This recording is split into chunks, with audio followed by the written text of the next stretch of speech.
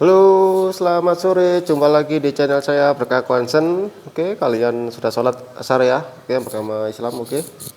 Hari ini channel kita tentang, saya kasih tips bagaimana kalian bikin toko khususnya untuk penampungan koral dengan sistem seadanya, tapi hasilnya tetap maksimal ya. Oke, di sini toko saya saat ini masih ada 3 penampungan koral ya. Yang ini, yang pertama ini ukuran 1,5 meter, 1,5, lebarnya 50, tinggi 30, sama akrum tengah itu sama ya. Kemudian yang pojok sana itu 2 meter, untuk lebar 50, tingginya 30. Jadi bedanya cuman panjangnya aja, di sana panjangnya 2 meter, sini 1,5 meter. Untuk yang 2 akuarium ini saya jadikan satu filtrasi di bawah ya, seukuran, saya memaksimalkan ukuran mejanya, saya maksimalkan seukuran sana, dan untuk yang akuarium sana filtrasinya sendiri. Oke. Jadi saat ini itu saya sering lihat toko-toko akuarium laut itu gimana ya, saya agak miris, maaf bukan maksud menggurui. Masa penampungan koral kok lampunya seadanya gitu. Jadi saya minta tolong untuk kalian-kalian yang mau bikin toko seadanya ya, ini toko seadanya, tapi minta tolong itu untuk syarat hidupnya itu dipenuhi. Utamanya kalau kita main koral itu, pertama itu lampu, kedua zoom ya. Kebetulan saya di Malang, suhunya untuk saat ini saya bisa keep lah, masih bisa bertahan 28, 27, jadi masih aman. Jadi saya tidak butuh chiller dan saya tidak butuh skimmer ya, ingat ya, saya tidak butuh skimmer. Ya, di sini saya kasih contoh. Jadi ini zoom saya ini alirannya seperti ini ya. Jadi ini zoom ngalir seret, naik langsung ke akuarium sini. Akuarium sini airnya jatuh ke akuarium sini. Seret, jatuh lagi ke akuarium sini. Pompa saya pakai yang 2000 liter per jam yang Atman ya, 105 kalau nggak salah. Kalau nggak 104, nggak tahu saya tipe berapa. Seperti itu. Jadi media filter yang pertama saya hanya pakai kapas. Ini sebenarnya salah ya. Yang benar itu kapasnya ini padat. Saya hanya pakai kapas sini. Ini kapas sisa. Karena kalau kapas padat segini saya hitung kemarin modalnya sekitar 80.000 pakai kapas 1 meteran itu. Ya, waktu itu saya modalnya tipis, jadi saya pakai seadanya aja. Seperti ini. Ya ini. Ya ini kalau bisa kalian sampah-sampah seperti ini detritus itu disedot ya, detritus ya, ini bisa menyebabkan amonia kalau naik, jadi ini disedot aja. Ini saran saya, ini kenapa saran saya kapas dipadatkan. Jadi untuk media anaerobnya ini bagus sekali kapas dan murah. Dan yang kedua refugium, di sini refugium saya pakai serulatak. Kenapa Mas nggak pakai asam manca itu atau guran lah? Ini sudah saya masukkan semua di sini 4 makroalga itu, dan ternyata yang paling subur, yang paling menang ternyata serulata. Ya udah, akhirnya saya maksimalkan serulatanya yang di sini. Jadi makroalga yang paling subur yaitu yang kalian pelihara ya. Kebetulan di sini ada ciano ya. Saya kurang begitu suka sama ciano bakteri ini ya. Ini kalau sampai merambat ke atas, bikin masalah ini. Jadi ini sebelum jadi masalah ini saya sering potongi. Saya potong, kemudian saya sedot ya. Pertama saya sedot dulu. Cianonya pakai selang timbang itu saya sedot. Kemudian saya potongi yang masih nganu-nganu. Ini sebulan udah tumbuh lagi. Nanti saya galu lagi sebelum dia merambat. Jujur ya, ini bikin masalah ini kalau sampai ke atas ini. Apa namanya? Ciano. Bisa bikin mati. Oke, jadi seperti ini. Chamber ketiga hanya mesin ya. Itu kebetulan ada detritusnya juga. Itu seharusnya sudah waktunya disedot ya. Tapi kebetulan saya ini males. Nah, seperti ini naik ke atas. Nah, di sini saya lampu. Ini kan akuarium 1,5 meter. Jadi di sini saya pakai lampu tiap akuarium itu 100 watt, HPL per 1 watt ya. HPL per 1 watt yang daya maksimal, bukan HPL yang murah-murah, tapi yang daya maksimal yang Epistar itu Breadlock sama campur epilet.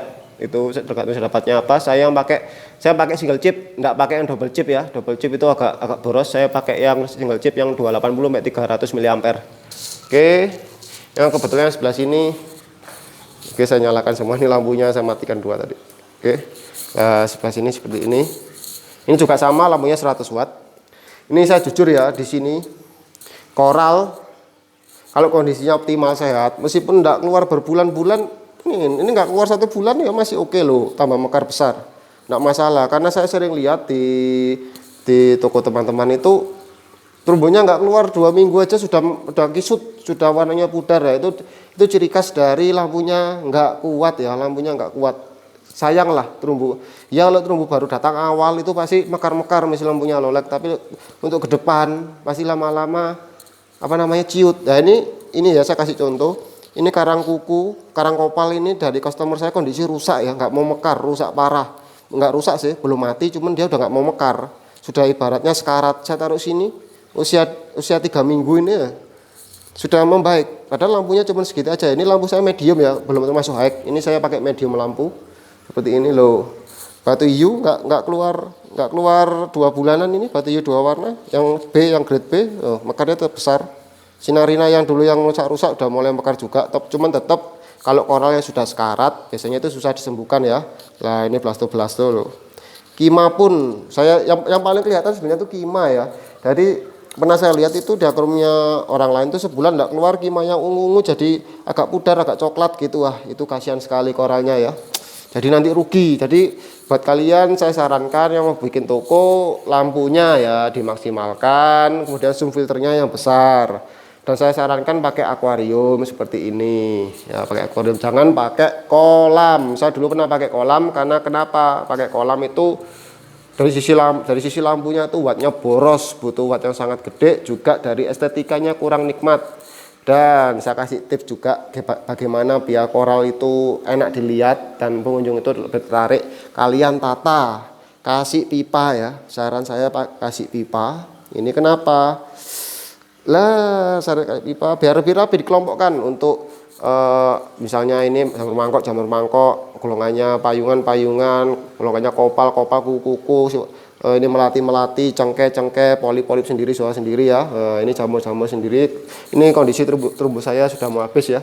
Ini saya kalau sekali datangkan terumbu 3 sampai 4 box ini penuh ini. Akuarium 3 ini penuh padat sekali. Ini terumbunya sudah sisa-sisa aja ya. Seperti ini loh. Ini aman. Loh, aman sekali guys. Enak dilihat kan? Enak dilihat. Rapi. Dan utamakan kebersihan. Kebersihan juga, kaca itu dibersihkan, digosok. Digosok seperlunya. Ini kebetulan saya belum gosok kaca dalam ya. Kalau kaca luar saya selalu serbet. Nah, dan juga kalian peruntukan akuarium, tiap akuarium itu ada karakternya sendiri-sendiri ya, meskipun ini filtrasi sama. Ini di tempat saya ini paling cocok di sini. Jadi kalian itu harus menemukan feeling akuarium sendiri-sendiri ya. Itu yang paling susah didapat feeling. Jadi setelah nanti kalian berapa bulan jalan toko, nanti kalian dapat feeling akuarium ini cocok untuk koral ini, akuarium ini cocok untuk koral ini. Jadi dari segi kesehatan koral, segi kecocokan koral, sama dari segi estetika untuk penglihatan mata, itu kalian juga perhatikan. Itu mempengaruhi penjualan loh ya. Terus jaga kebersihan toko kalian ya. Nah, untuk yang sini ini saya 2 meter, zoomnya kecil ya, zoomnya cuman 70 loh nggak salah itu. Lampunya yang di sini kalau nyala semua ini 250 watt. Dulu di sini saya peruntukan untuk SPS, tapi karena ternyata di sini suhunya selalu lebih hangat 1 sampai 2 derajat pada sini. Akhirnya SPS saya pindah ke sana. Yang sini untuk akuarium cadangan ya, karena dari suhu kurang masuk di sini. Jadi saya sudah ketemu karakternya. Jadi kalau ikan sementara datang saya taruh sinilah. Jadi terumbu dari sini sebisa mungkin saya ungsikan di sini. Paling di sini cuma masuk anemon. Tapi sekarang untuk ikan, karena kenapa ikan? Karena akuarium ikan saya di sini ya rencana pakai 3 susun ini untuk jualan ikan. Tapi karena saya nyicil ini masih toko baru pindah di sini, jadi pelan-pelan ini masih pesan akuariumnya belum datang ya. Nanti akuarium ikan di sini nanti. Jadi ini koral. Ya seperti ini, zoomnya seperti ini. Lah, seperti ini aja bisa kok. Jadi kalian tidak perlu bikin toko itu. Ya Allah, peralatannya yang dibawa sampai kayak UGD itu bagus. Kalau kalian punya modal oke lah. Kalau nggak punya modal mau niru kayak gitu, kalian nanti bisa salto di perapatan ya, karena pusing modalnya banyak. Jadi seperti ini. Ya. Faktor lain di sisi lain kalian mau bikin toko, ingat ilmu ya, ilmunya kalian harus paling nggak mumpuni dulu. Bikin toko laut tuh beda sama toko aquascape ya. Kalau kalian aquascape sebulan main aquascape, kalian bikin toko bisa. Tapi kalau kalian main laut masih sebulan 2 bulan, masih ibaratnya berapa bulan awal langsung bikin toko, siap-siap nanti kalian mati jamaah. Sekalian nanti bowoh bahasa Jawanya ya, totalan. Karena 1 box koral, 1 box rokok ini totalannya paling murah biasanya 2 jutaan untuk koral pinggiran. Rata-rata 4 juta rata-rata ya. Seperti ini. Ini terumbu yang polip saya sudah pesanan orang ya, belum diambil. Jadi tinggal ini aja terumbu saya seperti ini. Simple. Jangan lupa selalu cek. Saya di sini nggak pernah ngecek parameter air yang big trees ya. Saya masa bodoh ya. Selama koralnya mekar, oke.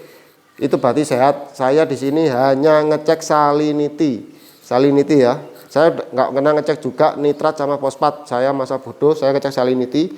Jadi saya selalu keep salinity saya itu di ring 124, 126. Ini kebetulan salinity-nya 1027. Saya mau top up air RO tapi RO-nya belum itu, saya nyalakan mesinnya nanti aja. Seperti ini. Jaga sirkulasi toko juga ya, sirkulasi. Kalau misalnya toko kalian panas bisa pakai kipas. Tapi ingat pakai kipas negatifnya pakai kipas sering top up air tawar ya.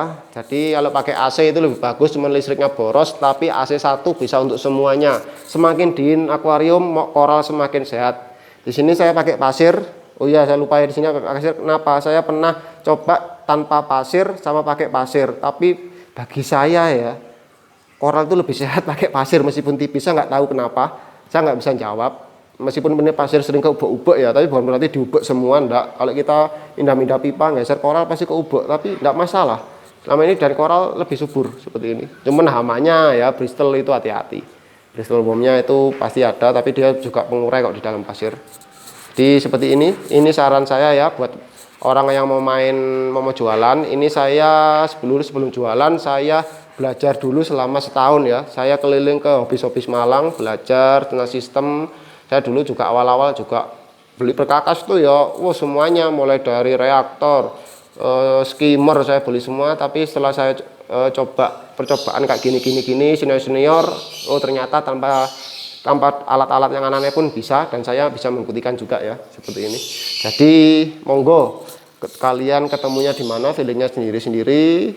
Toko mau model kalian apa, filtrasi model apa, terserah jenengan. Semakin punya uang jenengan semakin mempermudah ya untuk bikin toko laut. Semakin banyak alat juga semakin mempermudah jenengan juga. Jadi seperti ini. Ini airnya bening ya, ini bening sekali nih. Bening.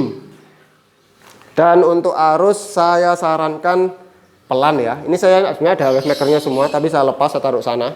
Jadi ini kalau saya kasih wave maker, koral itu mekarnya nggak akan sebagus tanpa wave maker. Ini arusnya pelan sekali. Kenapa saya arusnya pelan? Kenapa koralnya gede? Karena arusnya saya pelankan sama sekali. Tapi kalau malam kadang kalau udah toko tutup saya kasih wave maker untuk biar terurai semua sampah-sampahnya di sini seperti itu ya. Karena arus itu mempengaruhi kebagusan untuk mokarnya koral itu sendiri di akuarium jualan ya. Tapi akuarium pribadi saran saya nyalakan wave maker. Karena kan tinggi. Ini akuariumnya pendek kasih wave maker kayak badai di sini. Oke. Mungkin itu aja ilmu dari saya. Yang mau bikin toko saran saya belajar dulu ya, paling enggak setahun 2 tahun monggo bikin toko, jangan sampai dengan aquascape. Sekarang baru habis, besok udah jualan ya. Kecuali kalian duitnya banyak, oke, nggak masalah. Itu saran saya. Oke, ini. Semoga ilmu saya dari sini bermanfaat ya, bermanfaat untuk kalian. Untuk tanya jawab atau apa bisa kalian tanyakan di kolom komentar ya. Oke, wassalamualaikum warahmatullahi wabarakatuh. Semoga info saya ini membantu untuk sesama. Bye bye. Jangan lupa like dan subscribe. Saya baru pertama kali ngomong ini ya. Oke lah, ya wis, bye bye.